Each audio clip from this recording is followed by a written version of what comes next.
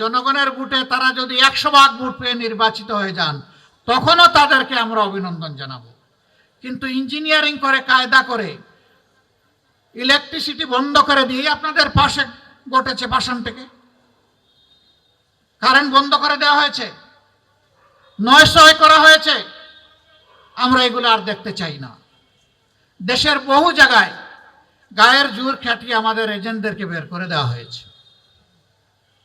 আমাদের এজেন্টরা রক্তের বিনিময়ে ভোট চায় নাই, এই জন্য তারা ছেড়ে দিয়ে চলে গেছে।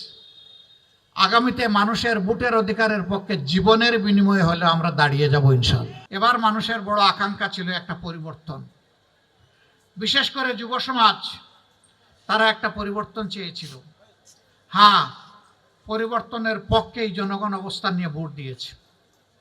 বলবেন ভোট দিলে তাইলে আপনারা সরকার গঠন করলেন না কেন? এটা তো ঠিকই, এই প্রশ্ন তো যথার্থ প্রশ্ন। আবার জিজ্ঞেস করবেন ভোট যে দিছে তার প্রমাণ কি?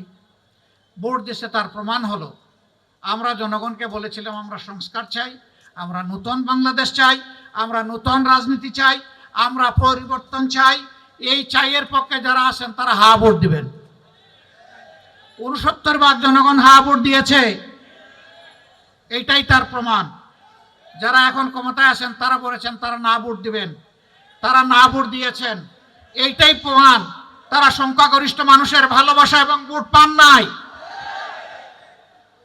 বিভিন্ন কায়দায় সেই ভোট নেওয়া হয়েছে। আমরা কায়দাগুলো এবার ভালো করে রপ্ত করেছি, চিনে নিয়েছি। আগামীবার সকল ঘাটে শক্ত পাহাড় আমরা সবাই মিলে দেব ইনশাআল্লাহ। নারী পুরুষ সবাই মিলে দেব। আমাদের অধিকার আর কাউকে কেড়ে নিতে দেব না। এবার প্রশ্ন করতে পারেন, আপনারা যদি তাই বিশ্বাস করেন তাহলে শপথ নিয়ে আপনারা আবার সংসদে গেলেন কেন?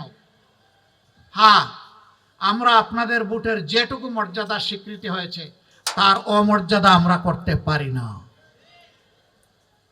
আমরা সংসদে গিয়ে আমাদের পক্ষে কথা বলবো না, ইনশাআল্লাহ জনগণের পক্ষে কথা বলবো এবং আপনাদের অধিকার আদায় করে ছাড়ার চেষ্টা করব। কিছু লক্ষণ ভালো, যে কেউ ভালো কাজ করে আমরা তাকে ধন্যবাদ দেব। আমরা সবার আগে বলেছিলাম আমাদের এমপি মন্ত্রী কেউ হলে সরকারি প্লট নিবে না, বিনা ট্যাক্সের গাড়ি আমরা চড়ব না।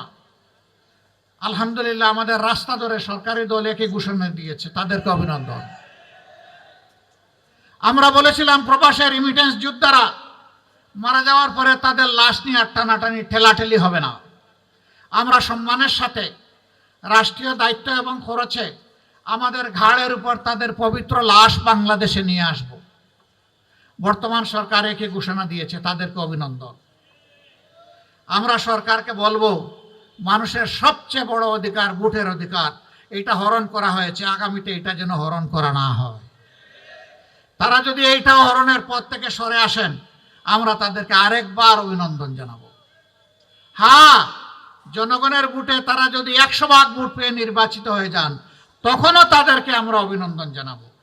কিন্তু ইঞ্জিনিয়ারিং করে, কায়দা করে, ইলেকট্রিসিটি বন্ধ করে দিয়ে আপনাদের পাশে ঘটেছে পাষাণ থেকে কারেন্ট বন্ধ করে দেওয়া হয়েছে, নয়সয় করা হয়েছে। আমরা এগুলো আর দেখতে চাই না।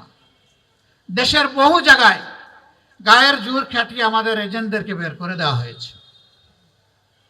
আমাদের এজেন্টরা রক্তের বিনিময়ে ভোট চায় নাই, এই জন্য তারা ছেড়ে দিয়ে চলে গেছে। আগামীতে মানুষের ভোটের অধিকারের পক্ষে জীবনের বিনিময়ে হলে আমরা দাঁড়িয়ে যাব ইনশাআল্লাহ।